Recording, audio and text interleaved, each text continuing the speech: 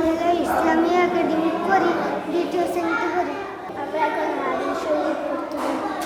1 number হাদিস শরীফ, আখলিস দীনাকা ইয়াকফিকাল আমালুল কলিব।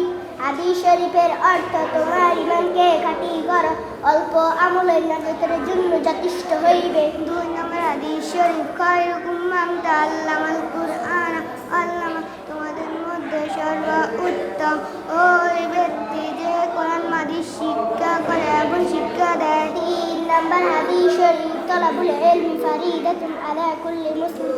হাদিস শরীফের অর্থ, দ্বীনি ইলম তলব করা প্রত্যেক মুসলমানের উপর ফরজ। 4 নম্বর হাদিস শরীফ, আত্তুর শাত্রুল ঈমান, ভবিষ্যৎ ঈমানের অঙ্গ। 5 নম্বর হাদিস শরীফ, মিফতাহুল জান্নাতিস সালাত, নামাজ ফেরেশতাদের সাথী।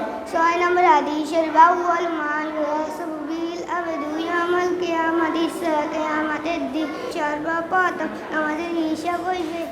আসসালামু আলাইকুম ওয়া রাহমাতুল্লাহি ওয়া বারাকাতুহু।